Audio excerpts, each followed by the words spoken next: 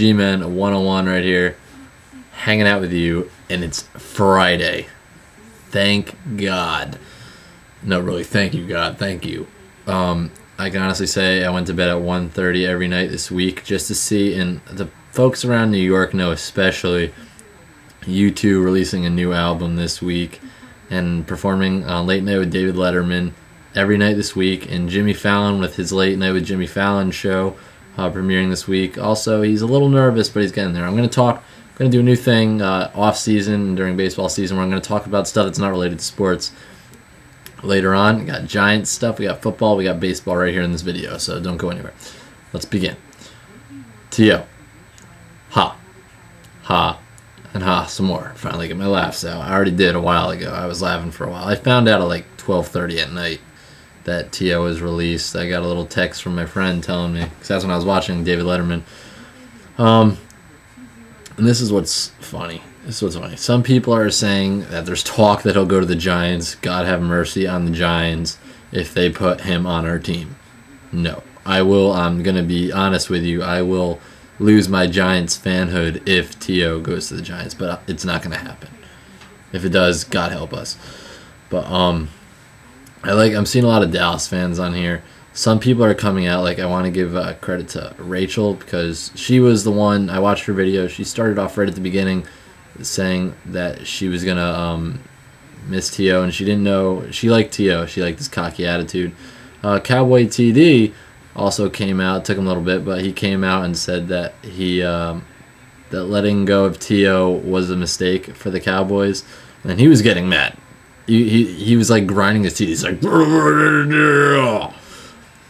but anyways, I like some of the Cowboy fans coming on here saying, not saying anything bad about, or not saying anything good about T.O., saying he never did anything for us. He was a cancer, blah, blah, blah. Come on. Who are you kidding? He's a cancer now that he's gone, all right? Now, the fact that he's out of Dallas, he becomes the cancer. He was a cancer. You guys loved T.O. You loved him. And now you guys are like, oh, thank God we're rid of T.O. So credit to Cowboy TD and Rachel for actually coming out and giving us the truth, because I know there's some Cowboy fans who never liked T.O. to begin with, and we know who you are. But then there's some, we've seen your videos during the season, and we know you're upset that T.O. is leaving, whether you want to make a video and admit that or not. But you Dallas fans who are lying and saying that T.O. is a cancer the whole time, you never liked him, we know who you are. And those of you who are going to just come out straightforward and who are honest and saying that you know it's going to be a bad move for your team, whatever. And honestly, I think it was a cancer for you guys, and I think you're going to be better without him in the long run. But there's a lot of Dallas fans who are kidding themselves when they're saying that they're happy that he's gone. And some aren't, and some are, and I know who is. But anyways, going to the Giants, Jerry Reese, general manager, announces that if Plex is able to get out of his legal trouble, then he will return as a New York Giant next season.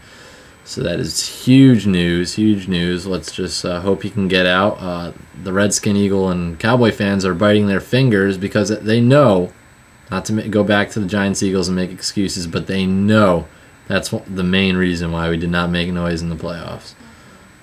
The no Plex Go Burst factor. So if he's able to come back next year, I'd watch out about the division guys because you might be seeing a repeat. Giants division champions. So we've already talked a lot about the pickups that the Giants got. So let's move on. By the way, Giants 2009 Fan Fest starts up on the 25th of April. So at Giants Stadium, so hopefully I'll get out there. Also staying in Giants Mafia, Mitos having a birthday this weekend. So very happy birthday to him. Wish him a happy birthday under his videos and all that stuff. Yankees. Let's get Yankee talk here. World Baseball Classic's coming up. USA plays Canada tomorrow, so we can't lose to Canada again, okay? A-Rod. Two big things. Out for 10 weeks for a cyst in his hip, I believe.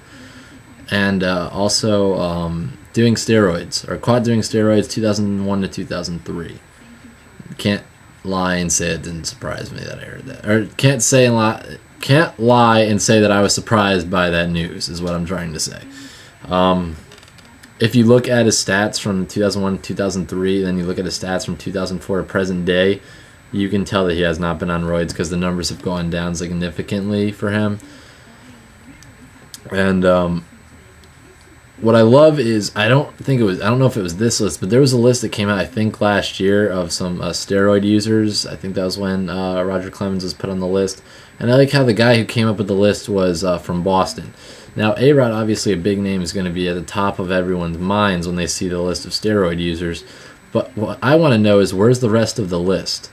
Where's the list of the other Major League Baseball players who use steroids in the recent time?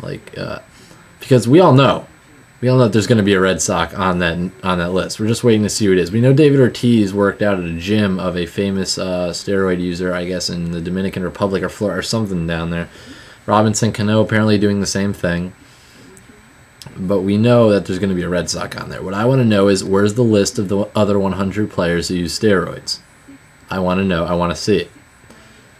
So if you guys have that in the trash talking circle, if you can supply me with that list, maybe you're hiding it. Because obviously A-Rod's name was the only name that came out. So it's obviously a Red Sox, someone associated with the Boston Red Sox organization, or someone from another team that just does not like A-Rod, which could be anyone because nobody really likes A-Rod. Except us, of course.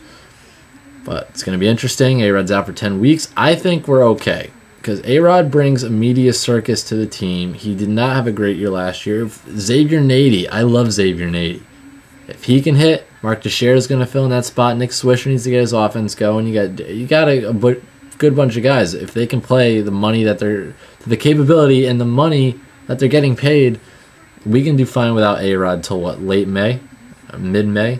I think we'll be okay without him. Whole season, no, but so far, first month and a half of the season, I think we could do without A-Rod. And a lot of people are going to comment and say I'm crazy for saying that, but that's just my honest opinion. If our offense plays like New York Yankees offense and they play to the amount that they're getting paid, we should be fine without A-Rod for a month and a half. Okay, so now going quick to extracurriculars. Late Night with David Letterman. U2's on all week. They come out with a new album, No Line on the Horizon. Have not bought it yet, but I've downloaded like 2 or 3 songs before I bought the CD. Unbelievable. Definitely check it out. Late Night with Jimmy Fallon. He premiered this week. He had a pretty good lineup first week, so I would definitely go watch that. That's on 12:30 to Conan's spot. And my Boston Bruins get Mark Recchi. And Bishop Real Talk continues to not have a life. Check out his favorite teams and how he's calling us front runners. Check out his teams. I like it. Michigan.